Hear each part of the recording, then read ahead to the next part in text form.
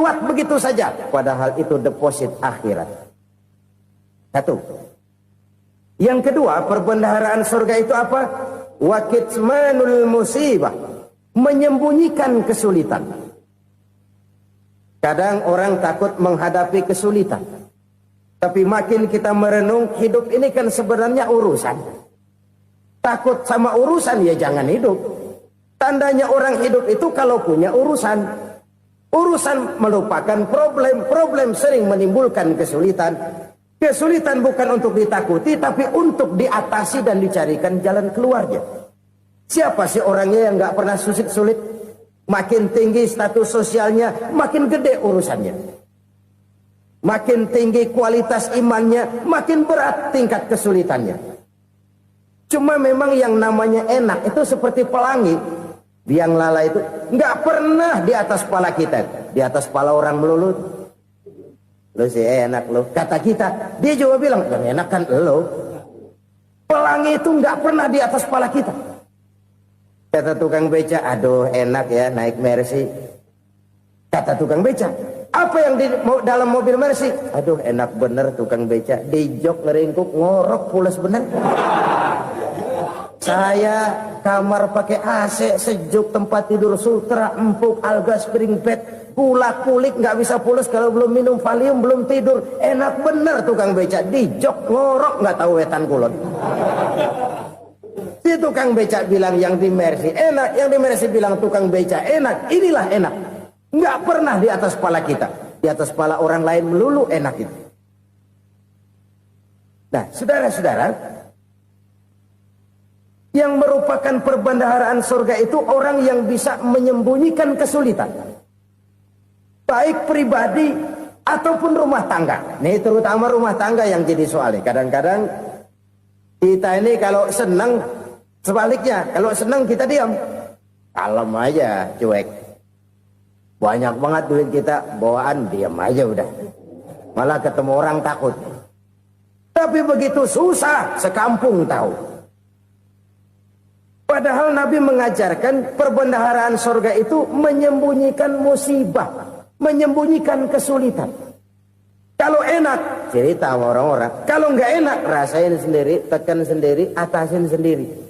Kita kan sebaliknya. Senang kita diam, asal lagi susah, paling tidak kita nyari teman buat cerita kesusahan. Siapa orangnya yang nggak pernah susah? Cuma soalnya bagaimana kita mengatasi kesusahan itu sendiri.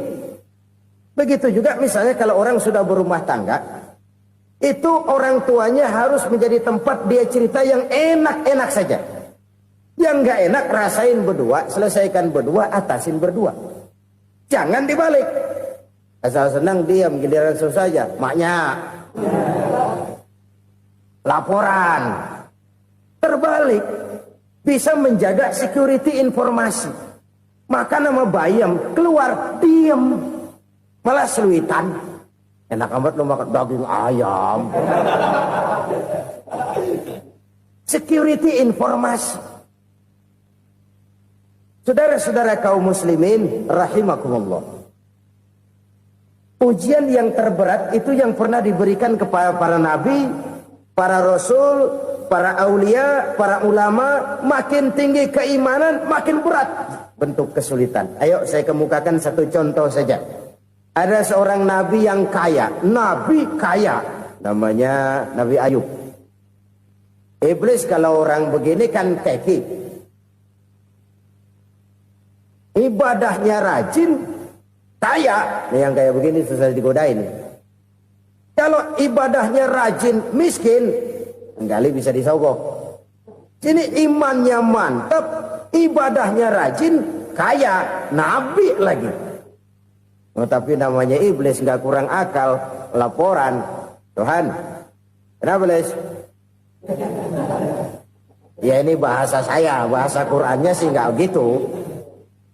Itu hambamu yang namanya Ayub, dia rajin ibadah cuma karena dikasih kaya aja. Coba kasih miskin dia, berhenti dia sembahyang. Ah kamu bisa aja. Saya tahu Ayub itu hambaku yang ikhlas. Saya buktiin Tuhan, silahkan. Dibuktiin lah, iblis turun ke alam ini. Yang mula-mula dia lakukan, dia rusak sawah ladang Nabi Ayub. Dia binasakan binatang ternak Nabi Ayub. Sehingga dalam waktu singkat, jatuhlah Nabi Ayub dari orang paling kaya jadi orang paling miskin. Beliau masih ibadah di mihrab dalam masjid. Datang iblis. Saudara Ayub, ya, lagi ngapain? Ibadah. Nyembah Allah, nyembah Allah. Oh, percuma. Kenapa? Tuhan yang ente sembah nih, dia udah bikin miskin ente. Sawah ladang ente hancur lebur, binatang ternak binasa. Sekarang ente jadi orang paling miskin. Ngapain nyembah Tuhan kayak begitu? Tekor.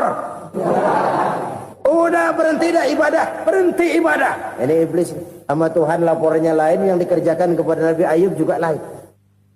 Benar begitu iblis kata Nabi Ayub? Iya, sawah ladang saya habis, buras. Binatang ternak saya binasa, binasa. Saya miskin, bangpak. Apa jawab Nabi Ayub?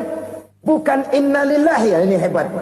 Alhamdulillahillazi a'tani wa akhza minni.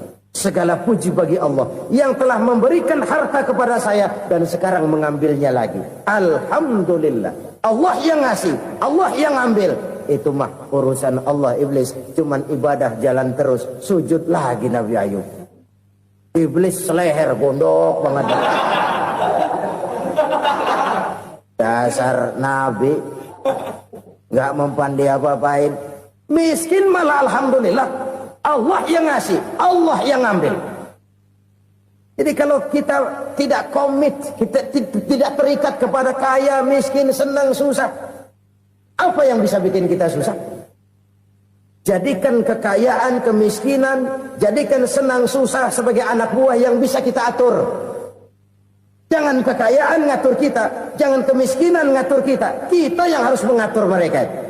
Senang, susah, kaya, miskin, bahagia, sengsara, jadikan itu anak buah yang bisa kita atur.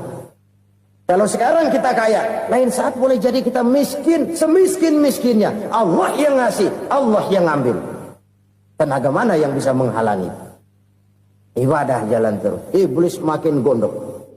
Dasar Nabi loh.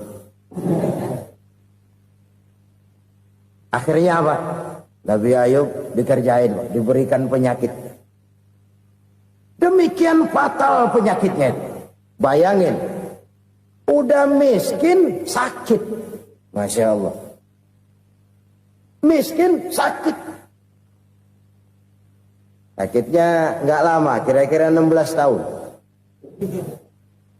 Istrinya 3, 2 mental minta ceraiin. Ngerawatin laki bengek begini. Senang belum tentu, susah udah pasti nih. Cerai aja, cerai dah. Cerai. Tinggal satu Siti Rahmah yang setia menemani beliau. Sesetia-setianya hati perempuan.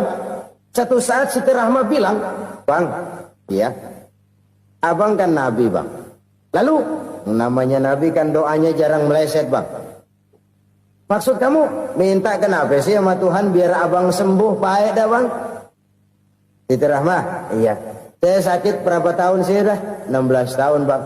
Sebelum ini saya sehat berapa tahun? Ya kira-kira 60 tahun, Bang. Nah, coba ente banding-bandingin, Rahmah. Saya dikasih sehat 60 tahun. Dikasih sakit 16 tahun. Sudah nggak sabar. Mau doa kepada Allah minta sembuh. Saya malu. Malu kepada Allah. Diuji dengan yang luar biasa seperti ini. Tidak mengganggu stabilitas kehambaannya. Dia tetap menghamba kepada Allah subhanahu wa ta'ala. Saudara-saudara kaum muslimin rahimakumullah. Kunci menghadapi kesulitan itu apa? Allah jelaskan dalam satu ayat, wa basyiris sabirin alladzina iza asabathum musibah qalu inna lillahi wa inna ilaihi raji'un. Gembirakan orang-orang yang sabar. Siapa mereka itu? Yang apabila mendapat musibah mereka kembali kepada keyakinan dasar. Segalanya dari Allah dan segalanya akan kembali kepada Allah. Ini konsepsi dasar dari sikap muslim dalam menghadapi berbagai kesulitan. Segalanya dari Allah, segalanya akan kembali kepada Allah. Kalau ini sudah kondisi dasarnya, maka kita akan lapang menghadapi kenyataan bagaimanapun pahitnya. Apakah itu namanya miskin, apakah itu namanya sakit, Bahkan maut sekalipun, segalanya dari Allah, segalanya akan kembali kepada Allah. Ini sikap hidup, bukan sekedar ucapan. Kita kadang-kadang menjadikannya sebagai ucapan. Mulutnya sehingga berhenti, innalillahi wa inna ilaihi rajiun, tapi nangisnya terus gerung-gerungan. Bukan itu, ini kesadaran moral. Kalau segalanya dari Allah, segalanya kembali kepada Allah, kan sebenarnya cuma nunggu giliran. Hari ini saya nyembayangin dia, entah hari apa saya disembayangin orang. Hari ini saya antar dia ke kubur, entah hari apa orang nganterin saya ke kubur. Hari ini saya tahlilkan dia, entah nanti kapan orang tahlilkan saya. Segalanya dari Allah, segalanya akan kembali juga kepada Allah. Oleh sebab itu saudara-saudara, kesulitan bukan untuk ditakuti. Kesulitan justru untuk diatasi, dicarikan jalan keluarnya. Dan tidak ada orang yang tidak pernah mendapat kesulitan. Tidak ada. Semakin tinggi status sosial, semakin tinggi kualitas keimanan, semakin besar juga tingkat kesulitan. Hanya saja bagaimana cara kita mengatasinya. Dan Al-Quran menyatakan, inna ma'al usri yusra. Di balik kesulitan itu pasti ada kemudahan. Roda itu berputar. Karena itu Rasulullah sallallahu alaihi wasallam mengingatkan kepada kita, ta'arraf ilallahi firraha ya'rifka fisyiddah. Ingatlah kepada Allah di waktu kamu senang, supaya Allah ingat kepada kamu di waktu kamu susah. Kalau waktu senang kita ingat kepada Allah, kita susah, Allah tidak akan meninggalkan kita. Tapi kalau waktu senang kita jauh dari Allah, sujud tidak sempat, dengan masjid jauh, ketika senang kita lupakan Allah. Nanti begitu kita susah, Allah lupakan kita. Dan itu menyakitkan. Oleh karena itu orang-orang tua kita dulu bilang, kalau lagi sehat ingat-ingat lu bakal sakit nanti. Kalau lagi kaya ingat-ingat satu saat kita bakal jatuh miskin. Bahkan kalau lagi muda ingat-ingat kita bakal tua. Dan yang terpenting kalau lagi hidup ingat-ingat kita bakal mati. Saudara-saudara kaum muslimin rahimakumullah. Jadi yang kedua yang merupakan perbendaharaan surga, menyembunyikan musibah. Saudara-saudara kaum muslimin rahimakumullah. Hal ketiga yang merupakan perbendaharaan surga adalah wasilatur rahmi. Orang yang suka bersilaturahmi. Sebagaimana yang kita maklum bahwa manusia adalah makhluk yang disebut zon politika. Makhluk sosial yang tidak mungkin hidup sendiri-sendiri. Betapa dan siapapun kita memerlukan orang lain. Bodoh betul manusia kalau tinggal di tengah masyarakat tapi tidak mau bermasyarakat.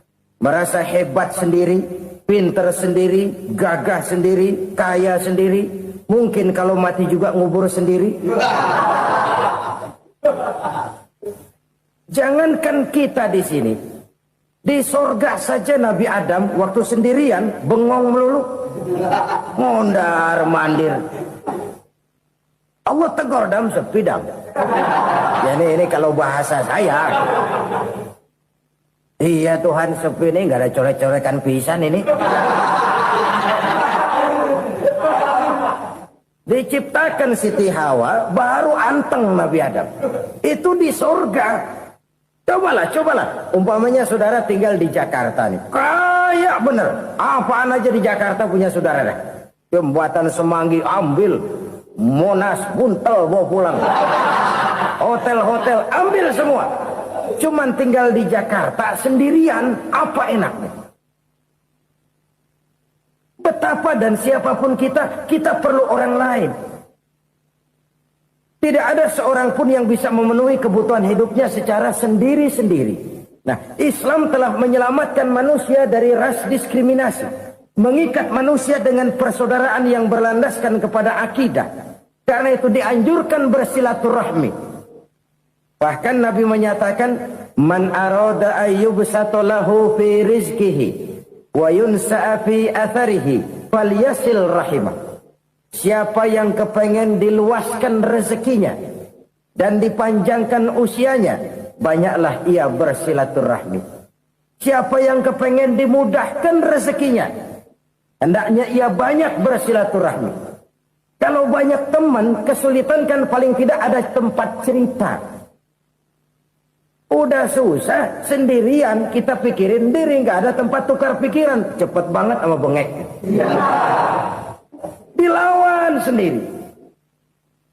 Nah, secara makro kita bisa berkata, tidak mungkin ada kemenangan kalau tidak ada kekuatan. Tidak ada kekuatan kalau tidak ada kesatuan dan persatuan. Tidak mungkin ada kesatuan dan persatuan tanpa semangat silaturahmi. Kalau umat Islam mau menang, dia harus kuat. Kalau umat Islam mau kuat, dia harus bersatu. Kalau umat Islam mau bersatu, dia harus membudayakan silaturahmi ini. Bahkan sampai-sampai kata Nabi, kalau bisa cari nilai tambah. Apa? Silman koto'ak. Bersilaturahmilah kau kepada orang yang marah denganmu. Masya Allah, indahnya ajaran agama kita. Orang yang marah pun kepada kita, kata Nabi, kalau bisa bersilaturahmilah kepadanya, kepada orang yang marah itu. Di situ nilai tambah. Cuman jujur nih hadis, ngucapinnya gampang, ngamalinnya yang berat banget. Orang marah sama kita, kita disuruh silaturahmi, ada apa malu? Lu marah, ada gue marahan lagi. Gue pikirin. Saudara-saudara kaum muslimin rahimakumullah. Tapi ini yang diajarkan, bahkan ini yang dicontohkan oleh baginda Rasul. Bagaimana begitu mudah? Misalnya satu saat Abu Jahal ini ngatur strategi bagaimana bikin Muhammad celaka. Dia gali lubang di depan tempat tidurnya. Dia tutupin daun korma. Terus dia panggil seseorang, ke sini. Kasih tahu Muhammad, pamannya sakit keras, minta ditengokin. Berangkat orang ini ke sana. Muhammad, labbaik. Pamanmu sakit keras, dia minta ditengokin. Baik, saya akan datang menjenguk beliau. Berangkatlah Nabi ke rumah Abu Jahal tanpa prasangka apapun. Abu Jahal udah pasang stil, selimut 3 rangkap setengah dipakai. Persis kayak orang meriang. Tapi sembari ngintip dari balik selimut.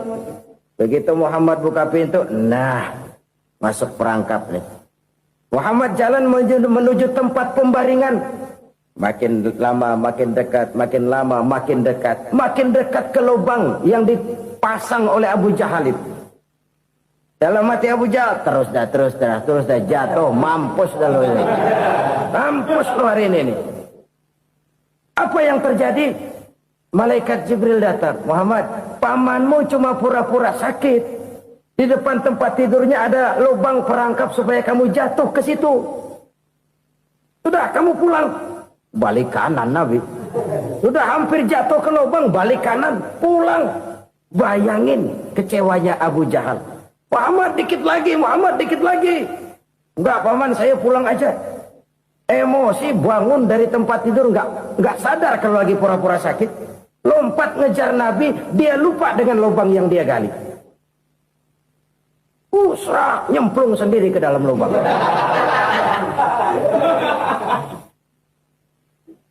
Nabi terus berlalu.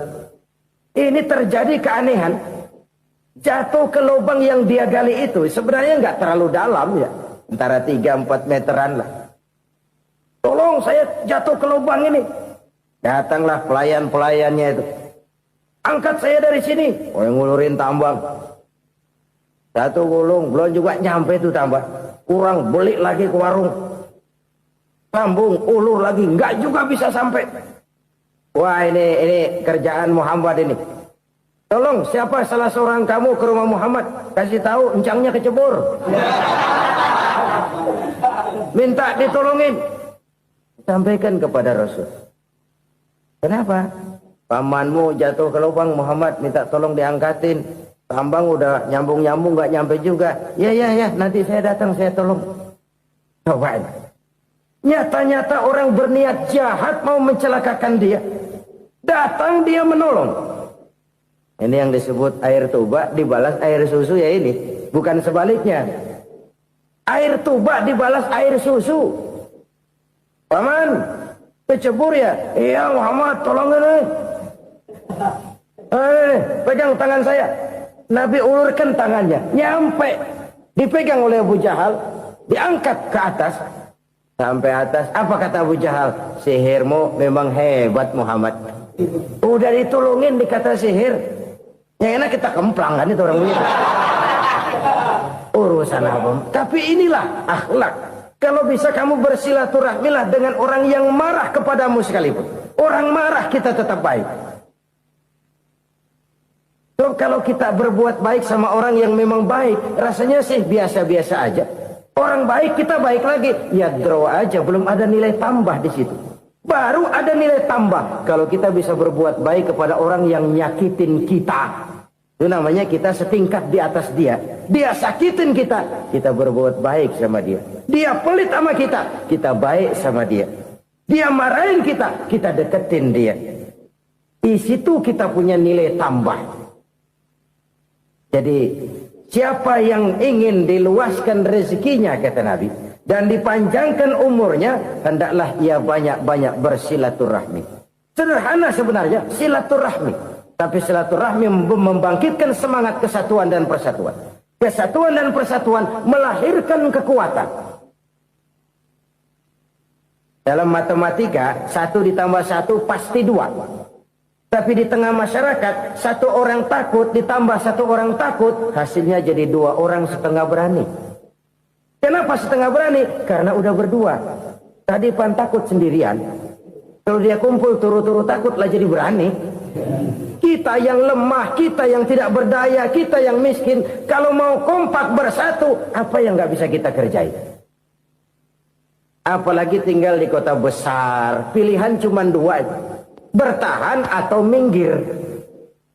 Bertahan atau minggir. Untuk bisa bertahan harus mampu bersaing. Untuk mampu bersaing harus punya keahlian. Keahlian harus ditunjang dengan pendidikan, ditambah oleh kekompakan sebagai umat. Udah miskin mencar mulu, orang injak kita. Orang nggak pandang urusan apa malu. Oleh karena itu, silaturahmi pada hakikatnya merupakan roh dari ukhuwah yang diajarkan oleh agama kita. Bagaimana Islam menyelamatkan masyarakat manusia dari ras diskriminasi, mengikat manusia, dan tidak ada persaudaraan yang lebih indah selain persaudaraan yang diikat dengan nilai-nilai akidah. Sepanjang orang di jalan Allah, itulah saudara kita. Keluar dia dari jalan Allah, selesailah persaudaraan sampai di situ. Karena itu, kalau ingin menyimpan sesuatu di surga, banyaklah bersilaturahmi. Datang ke rumah ini, datang ke rumah itu, dan lain sebagainya. Itu simpanan kita di akhirat nanti. Ini yang ketiga. Saudara-saudara, yang keempat, perbendaharaan surga itu apa? Wa qawlu la hawla wa la quwwata illa billah. Ucapan la hawla wa la quwwata illa billah. Ibadah kan ada yang berat, modalnya besar. Bangun masjid berat, modalnya besar. Bangun rumah sakit berat, modalnya besar. Ada ibadah yang berat, tapi modalnya ringan. Misalnya puasa. Puasa itu berat, mengendalikan nafsu. Kalau sekedar nggak makan nggak minum sih enteng, mengendalikan nafsu. Itu jihad terbesar, tapi kan modalnya ringan, cuma niat saja. Ini ibadah berat, modalnya ringan. Ada ibadah yang ringan, modalnya juga enteng. Seperti termasuk ucapan la haula wa la quwwata illa billah. Tanpa sadar, la haula wa la quwwata illa billah. Nyelengin tuh di surga. Nyelengin, kita nggak terasa, nyelengin simpenan akhirat. La haula wa la quwwata illa billah. Nyimpan lagi. Kaget, la haula wa la quwwata illa billah, nyimpan lagi, banyak simpanan. Walaupun sebenarnya yang dimaksud di sini adalah kesadaran batin bahwa tidak ada daya dan kekuatan kecuali Allah. Itu intinya. Kita memulai pekerjaan disunahkan baca bismillah, kan begitu. Apa itu? Kesadaran moral. Bahwa ini saya bisa kerjakan. Saya kerjakan ini dengan menyebut nama Allah. Kenapa? Kalau Allah tidak memberikan daya dan kekuatan, mana mampu saya kerjakan ini. Maka saya kerjakan ini dengan menyebut nama Allah. Bismillah. Kesadaran moral. Manusia hanya wajib berusaha, tapi nggak pernah wajib berhasil.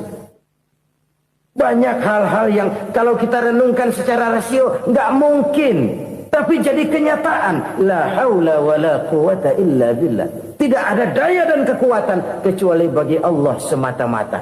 Kesadaran moral akan kelemahan dan keterbatasan makhluk bernama manusia. Kadang kita kagum dengan otak, tapi kita sering lupa sama yang bikin otak. Padahal bagaimanapun hebatnya otak, yang bikin otak pasti lebih hebat dari otak. Nggak percaya, silahkan otak-otakan.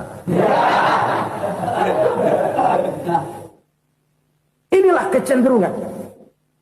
Kita kagum dengan pesawat-pesawat mutakhir, bukan main, besi gede banget terbang itu. Alangkah hebatnya. Lalu apa yang bikin otak tidak lebih hebat dari itu semua? Kita puji laut. Apa yang bikin laut tidak lebih hebat dari laut itu? La haula wa la quwata illa billah. Tidak ada daya dan kekuatan kecuali Allah. Apa yang bisa kita lakukan kalau tidak karena daya dan kemampuan yang diberikan oleh Allah kepada kita? Lahirlah sikap tawadu, rendah hati, tidak melonjak menjadi angkuh dan sombong, sadar akan kelemahan dan keterbatasan diri. Sebagai makhluk yang diciptakan oleh Allah Subhanahu wa ta'ala. Jadi satu sisi ini ucapan yang berpahala, la haula, jadi wiridan. Pada sisi lain ini kesadaran moral, sikap mental, kesadaran batin, bahwa yang punya daya dan kekuatan itu cuma Allah. Kita nggak pantas untuk sombong.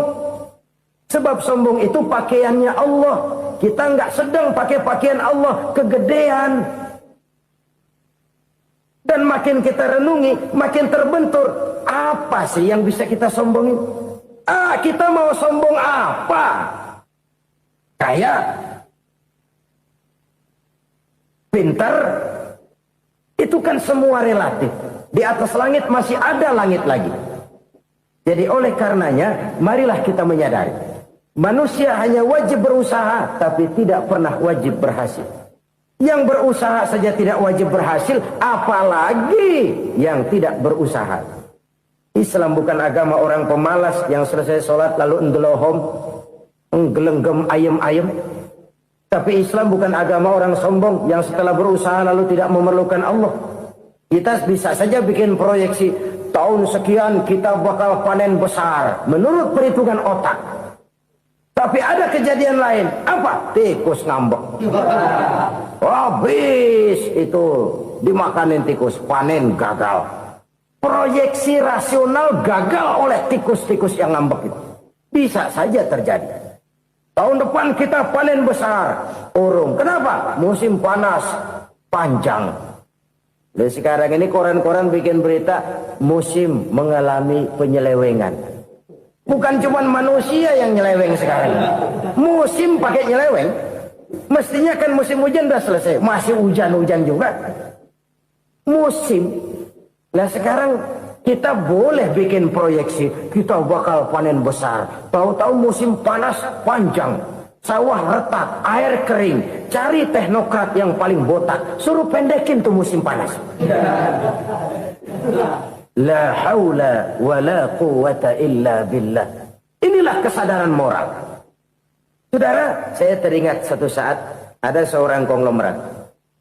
Umurnya ya kira-kira 70-an. Satu saat dia ditanya oleh wartawan, "Pak, umur Bapak berapa sih?" "Ya paling 10 tahun." 10 tahun? 10 tahun? Anak Bapak berapa orang? Satu saja? Satu. Harta Bapak berapa? Ya paling-paling bangsa 7 juta kali. 7 juta? Iya. Pak, kenapa Bapak bohongi saya? Bapak punya buku biografi. Koran-koran, majalah-majalah banyak memuat cerita riwayat hidup Bapak. Saya tahu umur Bapak 70. Kenapa bilang cuma 7 tahun? Saya tahu anak Bapak 8. Kenapa cuma bilang 1? Saya tahu harta Bapak miliaran, mungkin triliunan. Pabrik di mana-mana, bank di mana-mana. Kenapa bilang uang Bapak cuma 7 juta? Nah, kata si konglomerat tadi, "Kamu benar, nak, kamu benar. Umur saya kalau jumlahnya memang 70, nak. Cuman ingat-ingat saya, baru 7 tahun terakhir ini saya sujud. Baru 7 tahun terakhir ini saya berusaha dekat dengan Allah. Saya laksanakan perintahnya, saya jauhi larangannya. 7 tahun inilah rasanya yang ada nilainya di hadapan Allah. Yang 63 tahun matong, kelabu, kelem umur gue. Habis untuk maksiat, untuk munkarat. Maka ketika ditanya tadi, umur saya 7 tahun itu. Oh begitu Pak. Oh iya. Lalu anak Pak. Anak bapak kan 8. Kenapa bilang cuma 1? Nah, kalau jumlah hitungannya memang anak saya 8. Tapi dari 8 orang ini rasanya cuma 1 nih. Yang bakal jadi buah hati, belahan jantung. Pelanjut cerita, penerus sejarah. Bakal jadi anak soleh yang akan mendoakan saya. Cuma 1 rasanya anak saya ini yang bakal jadi buah hati saya. Besar-besaran saya. Yang akan mendoakan di kubur saya. Yang akan mendoakan di akhirat saya. Yang 7 orang mana, Masya Allah, yang 1 tenggeng, yang 1 nyekek botol mulu, yang 1 nggak karu-karuan. Makanya saya bilang 1 anak saya yang akan bisa mendoakan saya. Oh begitu Pak. Iya. Nah harta Pak, harta Bapak kan triliunan. Pabrik Bapak di mana-mana. Uang Bapak hampir di tiap bank-bank besar. Kenapa bilang cuma 7 juta? Betul kau nak. Harta saya kalau jumlahnya memang miliaran, triliunan mungkin. Tapi yang saya ingat baru 7 juta tuh yang saya belanjakan di jalan Allah. Saya nyumbang masjid, saya santuni yatim piatu, saya bantu pembangunan pesantren, saya bantu pembangunan rumah sakit Islam. Itu yang akan saya bawa pulang ke akhirat, yang 7 juta itu. Yang triliunan itu nanti akan diperebutkan oleh anak-anak saya sebagai waris saya. Jadi harta saya 7 juta itu yang bakal nemenin saya di akhirat. Yang akan saya bawa pulang jadi teman saya. Saudara-saudara kaum muslimin, jangan-jangan orang tua itu adalah kita-kita ini. Jangan-jangan kita-kita ini adalah orang tua itu. Jangan-jangan itu potret dari diri kita masing-masing. Dari sekian umur yang diberikan Allah, berapa tahun yang ada nilainya di hadapan Allah? Dari sekian anak-anak yang merupakan amanah, berapa yang akan mendoakan kita sebagai orang tuanya menjadi anak soleh? Dari sekian banyak harta yang diberikan Allah, berapa yang akan kita bawa pulang menghadapnya nanti, yang kita belanjakan di jalan Allah? Ini sebuah potret kehidupan. Karena itu kita kembali kepada la haula wa la quwata illa billah. Kita wajib berusaha, kita wajib berikhtiar. Selebihnya, segala daya dan kekuatan hanya milik Allah saja semata-mata. Satu kesadaran batin dari setiap pribadi muslim. Setelah ia berusaha dan berikhtiar, ia menyerahkannya kepada Allah Subhanahu wa ta'ala. Jadi, satu sisi ini merupakan wiridan ucapan yang mengandung pahala. Pada sisi lain, ini merupakan sikap batin dari seorang muslim di dalam ia menghadapi realitas kehidupan ini. Saudara-saudara kaum muslimin, rahimakumullah. Kalau ini kita jadikan satu basis kehidupan, maka ini akan menyelamatkan manusia dari kemungkinan tergelincir menjadi orang yang lupa diri dan lupa darat. Sebab itu Imamul Ghazali berpesan, jadidis safinah fa innal bahra amiq wa khuziz zad fa inna safara ba'id wa khaffifil hamla fa innal hamla sadid. Perbarui selalu kapalmu karena lautan sangat dalam. Bawa bekal yang banyak karena perjalanan ini sangat jauh. Ringankan beban karena kebanyakan beban akan menyakitkan. Alangkah indah kalimat ini, alangkah dalam makna yang terkandung di sana. Perbarui selalu kapalmu karena lautan sangat dalam. Apa artinya ini? Jaga mentalmu baik-baik. Pelihara imanmu baik-baik karena hidup penuh cobaan seperti lautan.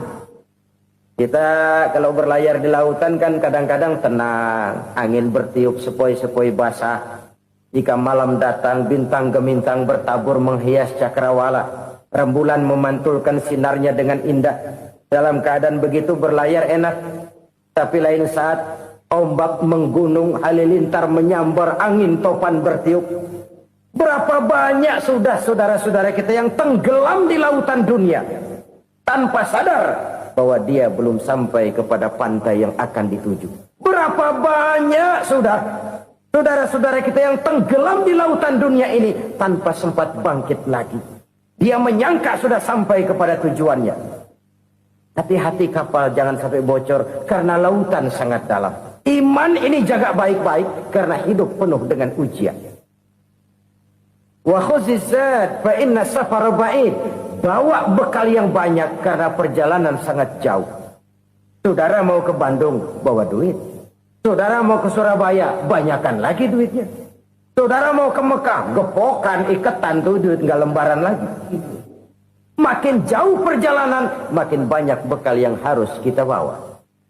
Kalau saudara dari Jakarta mau ke Surabaya, kagak bawa duit berangkat juga, itu sih bukan berani namanya, nekat. Sampai Surabaya belum tentu, sengsara di jalan udah pasti. Kenapa? Nggak bawa bekal berangkat. Sama juga kita nih, misalnya belum sempat sembahyang, mati. Waduh, berani banget orang. Belum punya bekal, mati. Sengsara di jalan. Atau bekal tidak cukup. Dari Jakarta saudara mau ke Surabaya, bawa duit 500 perak.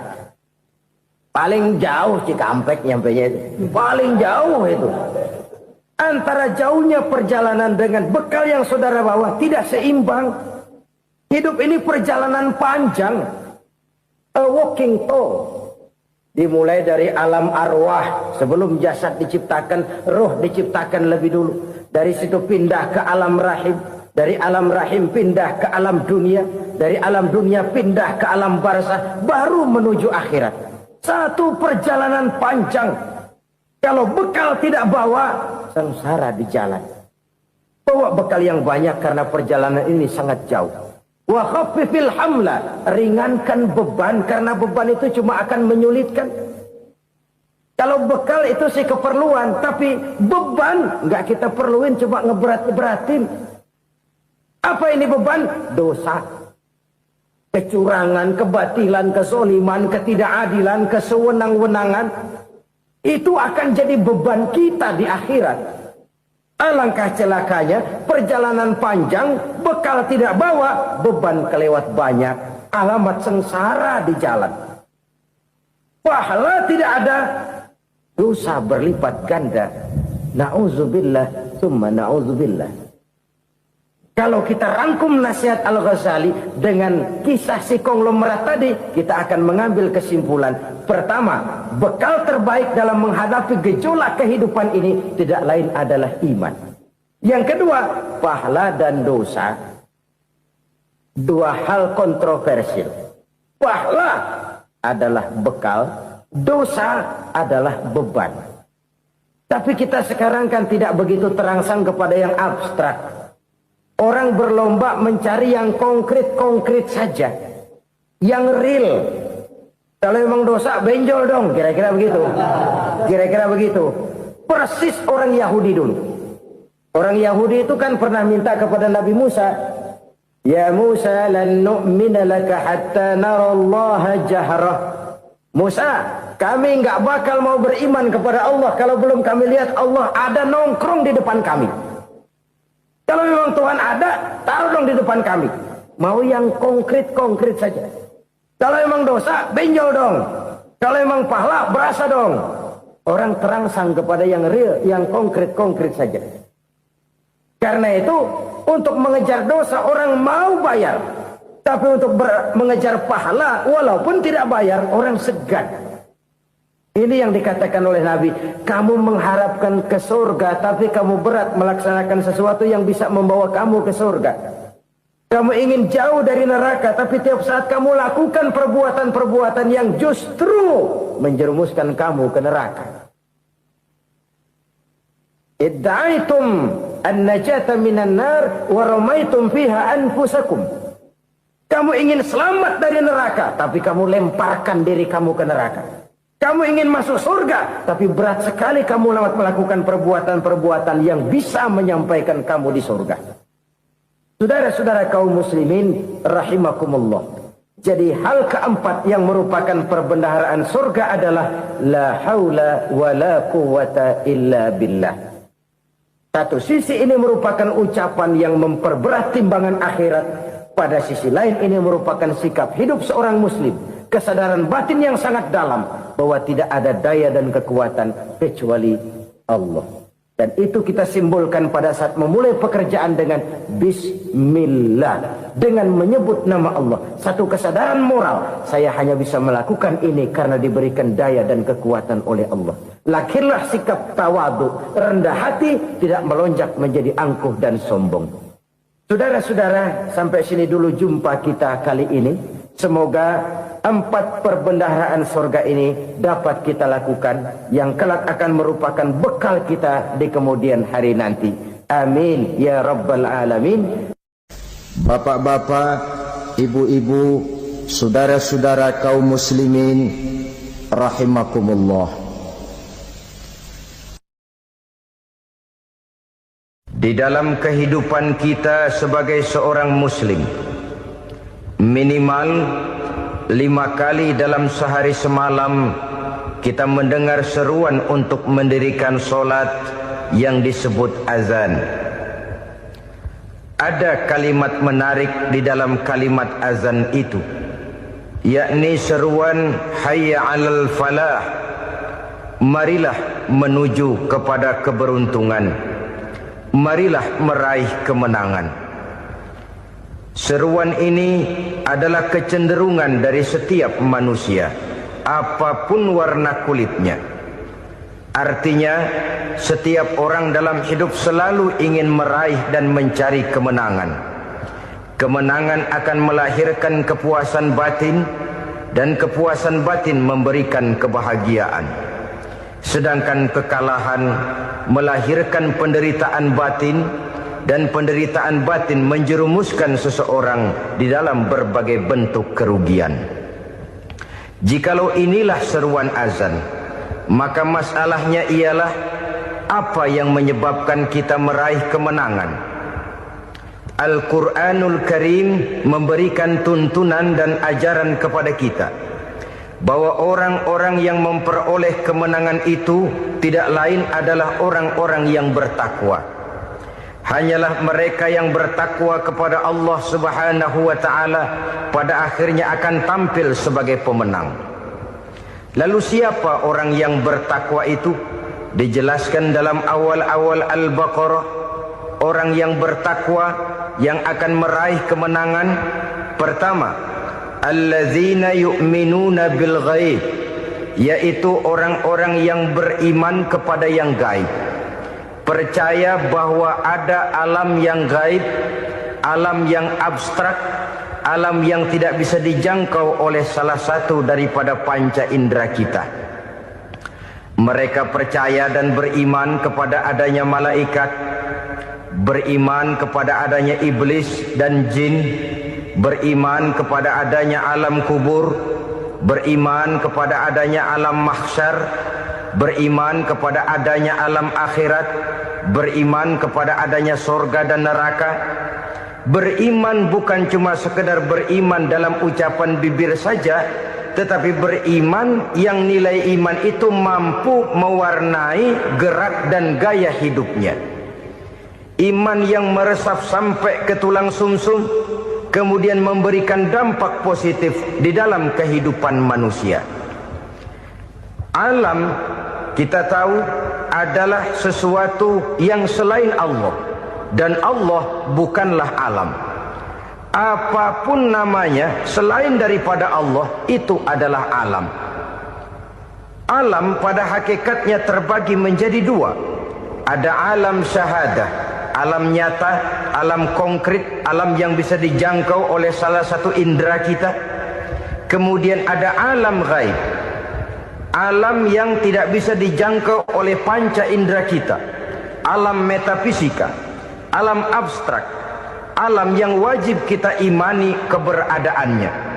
Kita percaya bahwa malaikat itu ada, kita percaya kepada jin, bahwa jin itu ada, kita percaya kepada adanya iblis dan setan. Bukan percaya kepada iblis dan setannya, percaya bahwa iblis dan setan itu ada. Itu termasuk salah satu daripada sifat orang yang bertakwa kepada Allah. Saudara-saudara kaum muslimin rahimakumullah, kecenderungan pembangunan yang lebih bersifat materialistis biasanya menggeser aspek kehidupan rohani. Orang berpikir empiri, dan dalam pola pikir yang demikian maka alam gaib tidak lagi mendapat perhatian. Aspek kehidupan yang bersifat rohaniah malah mulai ditinggalkan. Akibatnya terjadilah kepincangan di dalam kehidupan kita. Pernah ada satu pengalaman pribadi dalam perjalanan kembali ke tanah air. Dalam pesawat di sebelah kanan saya duduklah seorang Jerman namanya Heiner Simonsen. Iseng saya ajak kenalan, saya ajak ngobrol, saya tanya dia. Saya bilang, Mas Heiner ini, kalau pesawat yang kita tumpangi ini jatuh ke bawah, kira-kira apa yang bakal terjadi, Mas? Dia bilang, kita semua akan mati. Begitu? Iya. Oke. Apa itu mati? Tanya saya. Dia bilang, untuk tahu apa itu mati, kita harus tahu lebih dahulu apa itu hidup. Saya pikir nih bule bisa ngomong juga. Baiklah, kata saya. Apa hidup menurut Anda itu? Oh, hidup itu dia bilang, kalau seluruh anggota badan kita bekerja secara normal, paru-paru memompa darah secara normal, jantung berdetak secara normal, sel-sel tubuh bekerja secara fit, dan organisme tubuh hanya mau bekerja secara normal, dia bilang, kalau kita memberi makan yang cukup, menu yang teratur, dan gizi yang lengkap. Saya bilang, kesimpulannya apa, Ner? Dia jawab, hidup adalah dari tangan ke mulut. Life is from the hand to the mouth, kata dia. Hidup adalah dari tangan ke mulut. Jadi masalah hidup tidak lebih daripada masalah isi perut.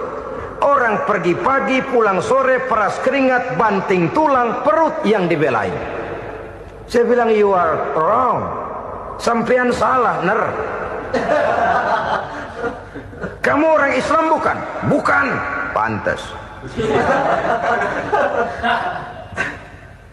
Kenapa saya salah? Dia bilang, ya jelas salah. Salahnya di mana?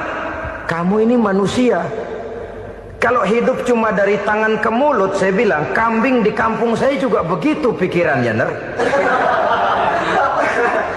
Itu kambing di kampung saya, asal perutnya kenyang, sudah hidup dia. Perkara besok bagaimana, lusa prospeknya macam mana, bulan depan ada apa, kambing nggak pernah mikir. Di kampung saya kambing juga pikirannya begitu. Kamu Kristen ya? Tadinya. Loh kok tadinya, lalu apa sekarang kamu ini? Dia bilang, sekarang saya netral. Saya tidak beragama, tapi saya percaya kepada Tuhan sebagai pencipta alam. Saya ingat benar dia bilang, I haven't any religious, but I believe to God as the creator of the world. Kenapa bisa netral begitu, Ner? Habis saya bingung, katanya. Islam bilang Islam baik, Kristen bilang Kristen baik, Hindu Buddha bilang Hindu Buddha baik, semua agama baik. Saya netral sekalian, nggak beragama. Yang penting saya percaya kepada Tuhan. Saya bilang, Ner, kamu ini kayak orang mau beli celana, lalu bingung. Yang satu bilang Levi's bagus, yang satu bilang Blue Jean hebat, yang satu bilang Wool England hebat. Celana ini hebat, celana itu bagus, celana ini hebat. Semua celana bagus, kamu bingung. Akhirnya netral, tidak pakai celana. Itu juga salah. Saya pikir-pikir, kemudian saya melihat bahwa dua pola berpikir Heiner ini nampaknya sudah mulai menggejala di lingkungan masyarakat bangsa kita. Disadari atau tidak, secara jujur kita harus berkata, dua pola pemikiran Heiner ini mulai berkembang di tengah masyarakat bangsa kita. Pertama, pola pikir materialisme. Hidup adalah dari tangan ke mulut. Masalah hidup tidak lebih masalah isi perut. Itu yang perlu dibela, dan disitulah arti kehidupan. Pergi pagi pulang sore, peras keringat banting tulang untuk mempertahankan perut. Kalau sudah kemari cara orang berpikir, maka buat apa percaya kepada yang gaib? Untuk apa sholat? Untuk apa puasa? Untuk apa zakat? Untuk apa menghadiri majelis taklim? Tanpa kepercayaan kepada yang gaib, hidup berjalan menurut alur empiris dan materialis. Kalau sudah ke sana cara orang berpikir, biasanya orang lalu cenderung menghalalkan segala cara. Hanyalah orang yang percaya bahwa akhirat ada. Hanyalah orang yang percaya bahwa alam kubur itu ada. Hanyalah orang yang percaya bahwa malaikat itu ada, hidupnya akan lebih terarah dan terkendali. Karena kepercayaan kepada yang gaib, yang merupakan fase daripada kehidupan setelah hidup yang sekarang ini, mewarnai gerak pribadi seseorang di dalam dia melakukan kegiatan hidupnya. Pola berpikir materialisme, disadari atau tidak, mulai menggejala di lingkungan masyarakat bangsa kita. Hidup tidak lebih dari urusan tangan ke mulut, mulut ke tangan, tangan ke mulut.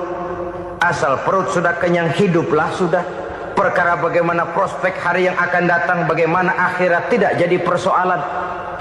Ini yang oleh Nabi diperingatkan, ad-dunya sijnul mu'min wa jannatul kafir. Dunia adalah penjara bagi orang beriman dan surga bagi orang kafir. Dulu di zaman Belanda hadis ini pernah disalah tafsirkan, disalah artikan, digunakan sebagai senjata untuk mengkebiri dan membuat impoten umat Islam. Sudahlah umat Islam gak usah macam-macam, kata Belanda. Dunia ini kan penjara buat orang Islam, surga buat orang kafir. Di penjara jangan bertingkah.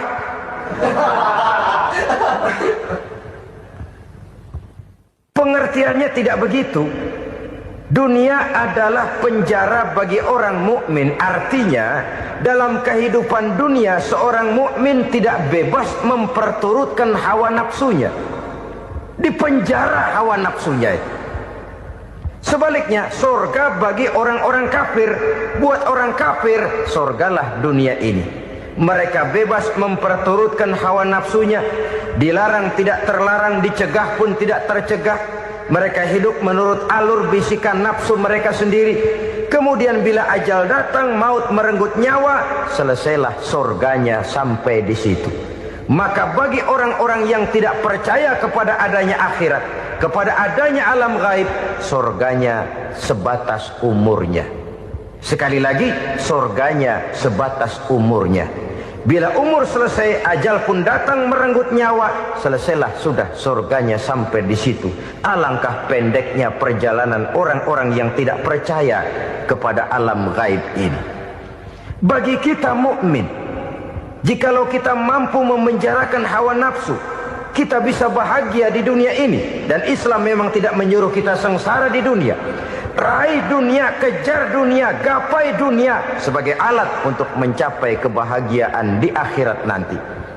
Hidup adalah satu perjalanan panjang yang terbentang sejak kita terlahir dari alam rahim sampai kepada alam akhirat nanti.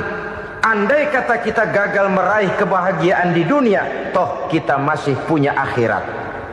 Tapi jangan jadi dalil yang melemahkan semangat. Biarin dah kita di dunia kebelangsak, yang penting akhirat. Akhirnya dunia benar-benar kebelangsak. Bagaimana dunia ini bisa kita raih? Dan bagaimana meraih dunia untuk menunjang kepentingan akhirat nanti? Yang kedua, dari pikiran Heiner yang saya lihat menggejala di lingkungan masyarakat bangsa kita, timbulnya manusia-manusia netral. Seolah-olah Tuhan yes, agama no. Sama Tuhan percaya, agama ogah. Tuhan ngangguk, giliran agama godeng. Padahal hampir dalam setiap ayat dalam Quran, kata-kata amanu biasanya bergandeng dengan wa amilus sholihat. Iman dan amal soleh. Ini sebagai isyarat Tuhan dan agama jangan pernah dipisah-pisah. Apabila kita bertuhan, maka kita harus beragama. Apabila kita beragama, maka agama itu harus bersumberkan dari Tuhan yang kita imani itu. Tidak mungkin kita pisah, Tuhan yes, agama no. sama Tuhan percaya tapi agama bikin sendiri. Sembayangnya cukup bengong 2 jam madep ngulon.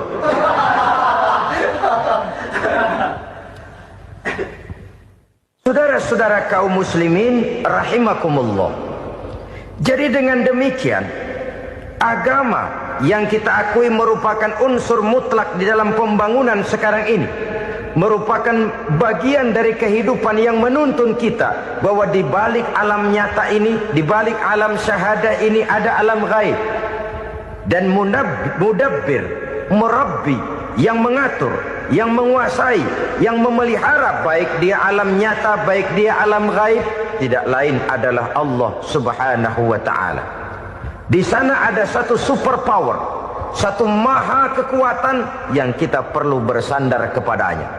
Sebagai makhluk nyata yang hidup di alam nyata, berbuatlah secara nyata sebagaimana harusnya kita berbuat. Karena Islam jelas bukan agamanya orang pemalas. Islam jelas bukan agamanya orang yang mengajarkan setelah selesai sholat boleh duduk, nggelenggem ayam-ayam, ndelohom, menghitung bintang di langit sambil menunggu keajaiban. Tidak. Islam adalah agama yang mengajarkan apabila sholat sudah selesai kamu kerjakan, bertebaranlah di permukaan bumi, cari karunia Tuhanmu. Jangan hidup berpangku tangan menunggu keajaiban. Karena hidup bukan undian. Jangan berharap untung besar tanpa mau peras keringat. Tapi di sebalik itu toh kita juga harus yakin bahwa di sisi usaha nyata yang kita lakukan ada satu super power, satu maha kekuatan gaib yang menentukan berhasil dan tidaknya usaha kita. Kepercayaan kepada hal semacam inilah yang mendorong kita untuk mempunyai sandaran vertikal, agar jikalau usaha ini berhasil, kita tidak lupa diri dan lupa daratan. Jikalau usaha ini gagal, kita tidak putus asa dan buruk sangka, tidak cuplik pandangan dan sempit hati, tapi mampu melihat persoalan dengan kacamata putih sambil husnuzon kepada Allah Subhanahu wa ta'ala. Kita percaya malaikat itu ada. Ada yang namanya raqib dan atid, mengawasi gerak hidup kita sampai kepada gerak hati kita. Ini memberikan sugesti agar kita berhati-hati. Tidak sejengkal tanah pun kita bisa berlindung dari pengawasan raqib dan atid. Ada munkar nakir yang akan menyoal kita di alam kubur. Ada malaikat Malik, penjaga neraka. Ada malaikat Ridwan yang menjaga surga. Kita percaya kepada adanya jin. Kita percaya kepada adanya setan, iblis. Percaya kepada adanya, bukan mempercayai si setan, si iblis lalu menjadikannya sebagai teman. Tidak. Percaya bahwa mereka itu ada dan merupakan makhluk Allah yang gaib, yang diciptakan Allah Azza wa Jalla. Kepercayaan kepada alam gaib memberikan motivasi terhadap gerak lahir manusia, sehingga dengan motivasi kepercayaan kepada yang gaib, gerak lahir jadi lebih terarah, jadi lebih terpelihara. Pernah seseorang bertanya, "Pak, apakah adanya akhirat bisa dibuktikan secara ilmiah?" Saya bilang tidak bisa, tidak bisa. Kenapa? Karena yang berangkat nggak pernah pulang kembali lagi. Kalau dia pulang kemari bisa kita tanya bagaimana enak di sono. Cuma secara moral saya katakan, lebih beruntung orang yang percaya kepada akhirat daripada yang tidak. Sekarang saudara percaya akhirat ada, lalu saudara baik-baik di dunia, sholat, puasa, zakat, menolong orang lain, menebarkan kebajikan. Saudara mati, andai kata akhirat tidak ada, toh dalam hidup saudara sudah berbuat baik. Paling tidak nama saudara akan dikenang sebagai orang baik. Sebaliknya, saudara percaya, kata saya, bahwa akhirat tidak ada, lalu hidup semau-maunya, tenggelam dalam maksiat dan munkarat, menentang Allah, tidak mau ruku dan sujud. Lalu saudara mati, kemudian akhirat ada. Ayo, mau apa? Bekal tidak punya. Jadi secara moral lebih beruntung orang yang percaya kepada adanya akhirat daripada yang tidak percaya. Dan itu alam gaib yang tidak bisa dibuktikan secara eksat.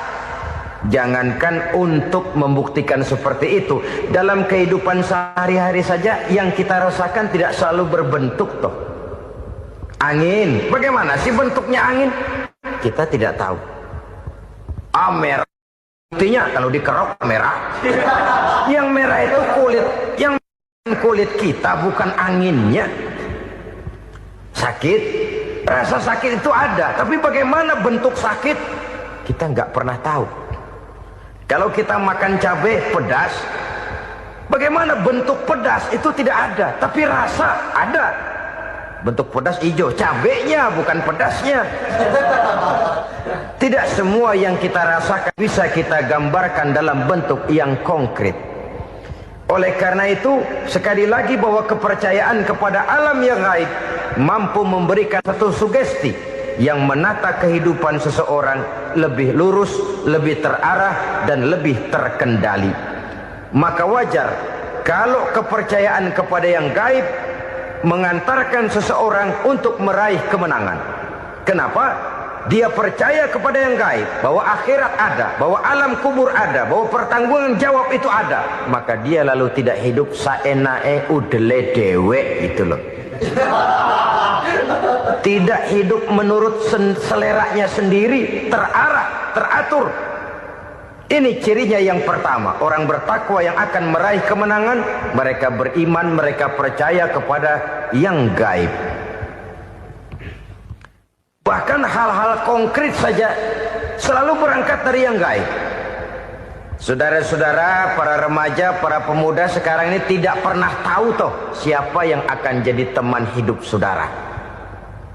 Kita bisa saja ngerancang, mentargetkan, tapi toh akhirnya yang namanya jodoh bukan kekuasaan kita. Rezeki di luar kemampuan kita. Begitu juga ajal. Maut, jodoh, ajal adalah contoh-contoh konkret bahwa pada akhirnya yang gaiblah yang menentukan. Bertahun-tahun ngelancong, emang jodoh seret, nggak jadi.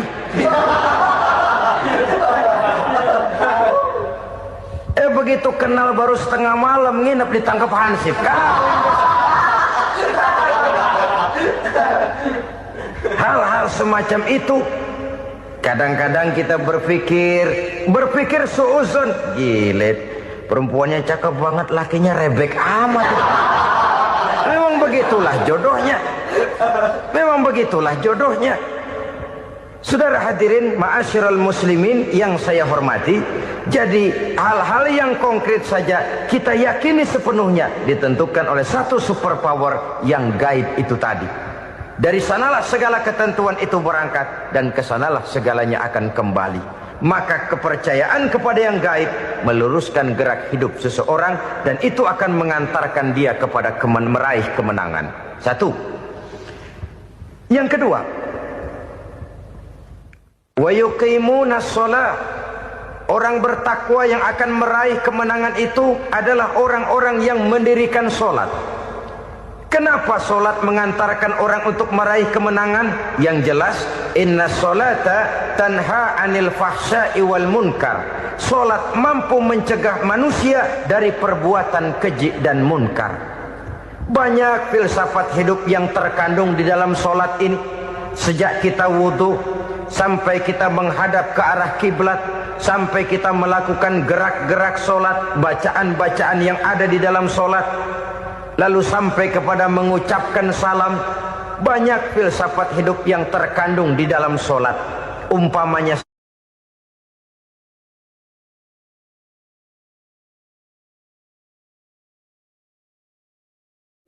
7 macam perkara yang merusak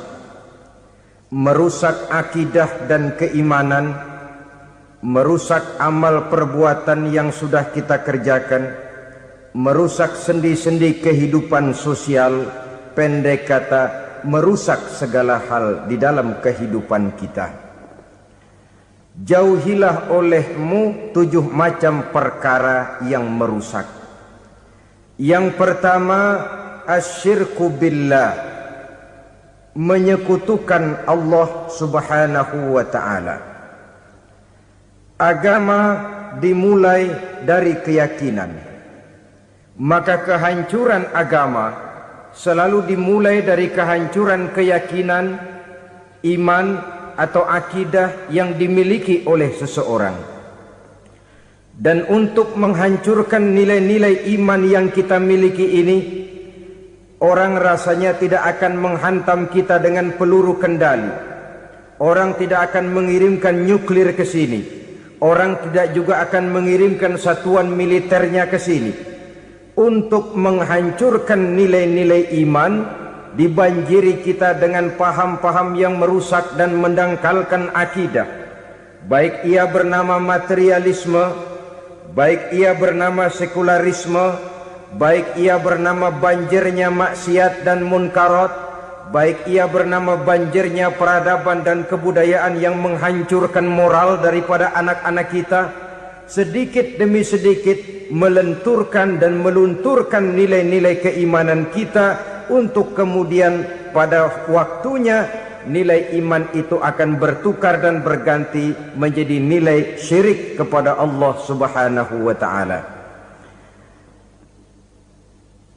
Atau pada sisi lain, menjadikan yang selain Allah sebagai tujuan akhir daripada kehidupan kita. Sedangkan kita sama-sama maklum bahwa di dalam pandangan agama Islam, dosa yang tidak berampun, dosa yang terbesar, termasuk dalam kategori bapak moyangnya dosa, tidak lain adalah syirik, yakni menyekutukan Allah Subhanahu wa ta'ala. Pola penghancuran iman ini memang berstrategi.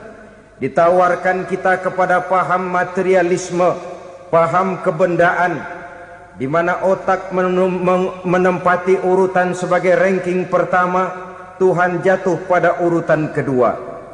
Lalu menyusul kepada paham sekularisme, Allah dipisahkan dari seluruh kegiatan hidup ini, untuk pada gilirannya menjadikan yang selain Allah sebagai tujuan akhir daripada seluruh kegiatan hidup kita.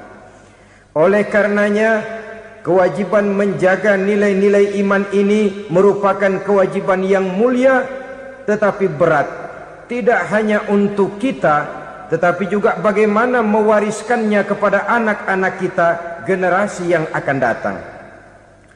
Orang-orang tua bijaksana yang diceritakan di dalam Al-Quran, kalau sudah berpikir tentang anak-anaknya, pertanyaan yang paling mereka risaukan ialah, ma ta'buduna min ba'di. Anakku, kalau pada satu saat aku, ayahmu sudah tidak ada lagi di dunia ini, meninggalkan kamu semua, ma ta'buduna min ba'di, apa yang akan kamu sembah nak? Jikalau sekarang ayahmu masih mau ke masjid, masih mau melakukan rukuk dan sujud, masih beribadah menyembah Allah Subhanahu wa ta'ala, kalau orang tuamu sudah tidak ada, ma ta'buduna min ba'di, masihkah engkau mau datang ke masjid? Masihkah engkau mau rukuk dan sujud? Masihkah engkau mau menyembah Allah Subhanahu wa ta'ala? Pertanyaan ini yang dipikirkan oleh Nabi Yakub kepada putra-putranya. Pertanyaan ini yang diteruskan oleh Nabi Ibrahim kepada anak-anaknya. Pertanyaan ini yang diwariskan oleh generasi ulama salafus saleh kepada para generasi berikutnya. Bagaimana kita generasi sekarang? Kita orang-orang tua sekarang bukan berfikir ma ta'buduna min ba'di, malah yang kita fikirkan ma ta'kuluna min ba'di. Kalau bapak tidak ada nanti kamu makan apa nak? Perkara kamu nyembah apa, urusan nomor 18. Yang penting kamu nanti hidup bisa makan nak. Maka kita sibuk mewariskan harta kepada anak-anak kita. Kita sibuk mewariskan kebun dan tanah kepada anak-anak kita. Kita sibuk mewariskan pabrik kepada anak-anak kita, sementara kita lupa mewariskan intan yang paling mahal, mewariskan mutiara yang paling berharga, yaitu nilai iman kepada Allah Subhanahu wa ta'ala. Alangkah baiknya apabila warisan harta, warisan tanah dan kebun, warisan rumah dan pabrik didasari lebih dahulu dengan mewariskan nilai iman kepada Allah Subhanahu wa taala. Sebagai orang-orang tua, kita boleh bersedih kalau anak kita tidak mengerti komputer. Kita boleh bersedih kalau anak kita tidak mengerti matematika. Kita boleh bersedih kalau anak kita tidak mengerti bahasa Inggris. Tapi sewajarnya lebih bersedihlah kita orang tua jikalau mempunyai anak yang tidak kenal Allah sebagai Tuhannya, yang kemudian tidak mau rukuk dan sujud kepada Allah Tuhannya. Itulah kemalangan yang paling malang bila kita meninggalkan generasi yang tidak bertauhid kepada Allah Subhanahu wa taala. Betapapun anak kita tidak ngerti komputer, saudara, paling-paling kerugiannya cuma kerugian dunia. Masuk dia ke alam barzakh, munkar nakir tidak akan sempat tanya kau belajar komputer apa tidak. Kumpul dia di padang mahsyar, malaikat juga tidak akan tanya matematikamu nilainya berapa. Yang ditanya kau kenal Allah, kau rukuk dan sujud kepadanya, kau pernah datang ke masjid. Oleh karena itu sekali lagi, menjaga nilai iman tidak hanya untuk kita, tetapi juga mewariskannya kepada anak-anak kita, generasi yang akan datang. Sungguh kemalangan yang paling besar apabila kita meninggalkan anak-anak kita. Mereka kita tinggalkan lemah ekonominya, itu tidak baik. Mereka kita tinggalkan lemah otaknya, itu pun akan membuat mereka tertinggal oleh yang lain. Tapi yang paling celaka, jikalau kita tinggalkan mereka dalam kondisi lemah imannya, rapuh akidahnya, tidak baik dan tidak betul keyakinan hidupnya. Oleh karena itu Nabi berpesan, jauhilah 7 perkara yang merusak. Yang pertama, syirik kepada Allah Subhanahu wa taala. Menyekutukan Allah baik dalam ucapan, dalam keyakinan ataupun dalam perbuatan. Ini perkara pertama yang termasuk 7 perusak besar di dalam kehidupan. Kalau sudah jatuh kita ke lembah syirik, bagaimanapun banyak kebaikan yang kita kerjakan, berjiwa sosial, bertangan pemurah, gemar menolong orang lain, kalau memang dasarnya syirik, maka seluruh kebaikan kita akan hancur, tidak akan ada nilainya dalam pandangan Allah Subhanahu wa taala. Dalam pandangan manusia, mungkin kita dicatat sebagai orang sosial, gemar menolong orang lain, tidak berpangku tangan melihat orang yang mendapat kesulitan, tapi oleh karena dasarnya syirik, dasarnya tidak mentauhidkan Allah, maka seluruh nilai kebaikan yang kita kerjakan tidak akan ada nilainya dalam pandangan Allah Subhanahu wa taala. Maka jagalah iman kita jangan sampai dihinggapi penyakit syirik yang bagaimana kecilnya sekalipun. Sekali lagi, baik syirik dalam bentuk ucapan, syirik dalam bentuk keyakinan, sampai kepada syirik dalam bentuk perbuatan, kita berhindar kepada sifat-sifat yang sedemikian itu. Karena apa? Dalam satu ayat Quran Allah Subhanahu wa taala menjelaskan, innallaha la yaghfiru ayyushraka bih wa yaghfiru ma duna dzalika liman yasha.